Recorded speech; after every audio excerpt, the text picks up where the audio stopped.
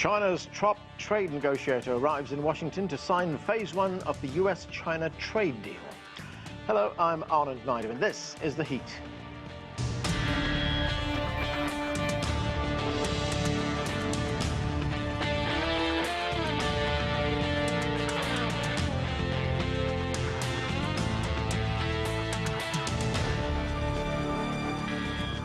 After more than a year of negotiations between the United States and China, the two sides are preparing to sign a partial deal this week.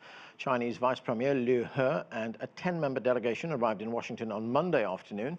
Liu is expected to join U.S. President Donald Trump at the White House on Wednesday for a much-anticipated signing ceremony. For more, we turn now to CGTN's White House correspondent, Nathan King. Nathan, not much detail about this agreement right now, but we do know there was late-breaking news on Monday that the United States will no longer label China a currency manipulator. What do we know about that? Yeah, that's right. About 5 months ago, the U.S. Treasury, at the insistence of U.S. President Trump, added the RMB, China's currency, to the manipulation list. Essentially, they do that to currencies that devalue themselves to make them more competitive on the open market. Now, China actually didn't meet any of the criteria for labeling a currency manipulator. In fact, 5 times during the Trump presidency, the U.S. Treasury did not do that, although it was on a watch list. They did it, and then they've just taken it off again. So essentially, it's only been there 5 months. This is essentially a political move. The U.S. president had promised that during his campaign, and there were no sanctions put on China because of it. No one really went after China, and it's now off. So it was a bit of a paper tiger. As for the rest of the deal, you're absolutely right. 86 pages long. I just saw Robert Lighthizer, the U.S. trade representative. Apparently, one of his aides was carrying it under his arm. It's nearly done. He said we should get details of it as the signing ceremony gets underway or shortly after. Apparently still being translated, I's and T's crossed and dotted and all that.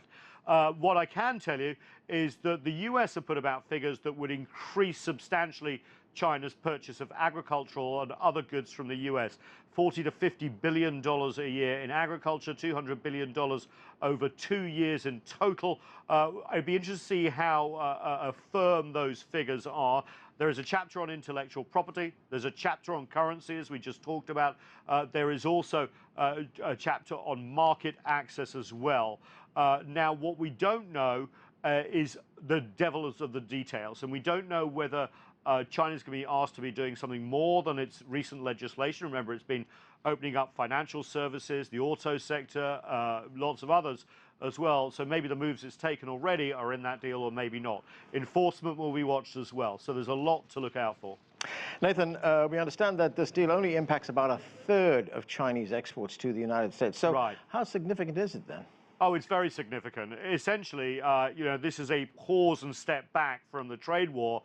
A lot of the tariffs are in place. Remember, the U.S. president did not put in place 156 billion or so of tariffs on Chinese goods slated to come in on December 15. Those have now gone. He also reduced about by half those tariffs at 15% to 7.5%.